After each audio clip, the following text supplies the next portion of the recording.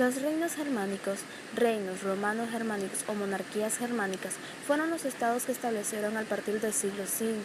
En el antiguo territorio del Imperio Romano de Occidente, los pueblos germánicos procedentes de la Europa del Norte y del Este se encontraban en un estado en desarrollo económico, social y cultural, obviamente inferior al del Imperio Romano, que percibían admirativamente sus instituciones políticas peculiares, en concreto la asamblea de guerreros libres y la figura del rey.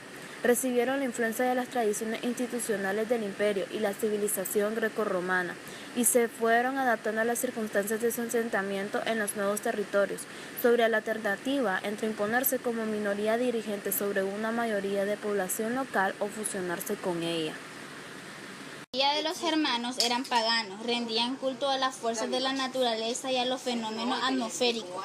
Su dios principal era el Odín, señor del cielo y de la guerra. Creían en la vida después de la muerte y pensaban que los guerreros valientes muertos en combate eran llevados por las valquirias. Las sociedades germanas eran fundamentalmente guerreras. Los distintos jefes militares elegían a uno de ellos como rey y lo asesoraban en su gobierno.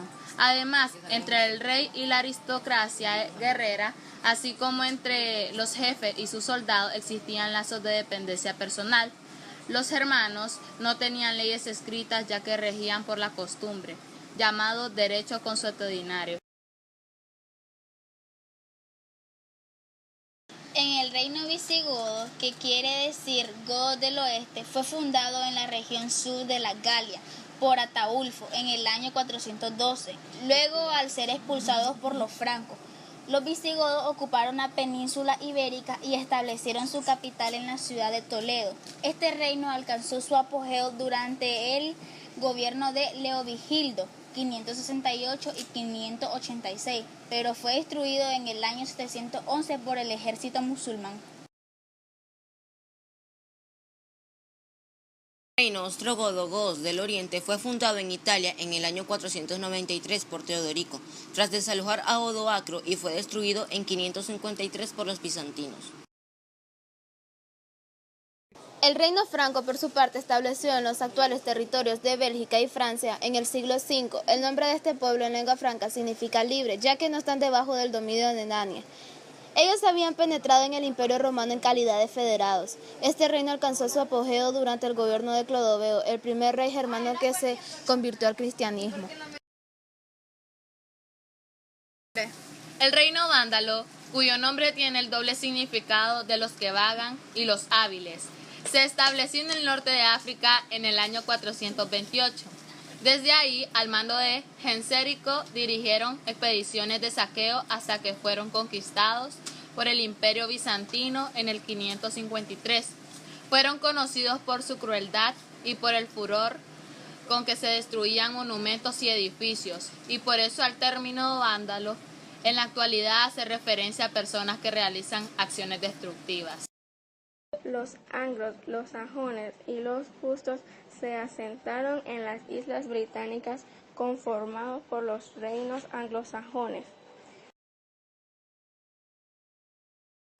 En resumen, los reinos germánicos, tras la caída del Imperio Romano del Occidente en 476, una serie de pueblos bárbaros procedentes de Centro Europa y de Asia invadieron toda la parte occidental de Europa, fundando diferentes reinos conocidos como reinos germánicos. Los principales fueron los anglos y los sajones, que se establecieron en Gran Bretaña, los francos y los burgundios en la Galia, actual Francia, los ostrógodos en Italia, los visigodos en Hispania y los vándalos en el norte de África, cuyas posiciones incluían las Islas Baleares, Córcega y Cerdeña.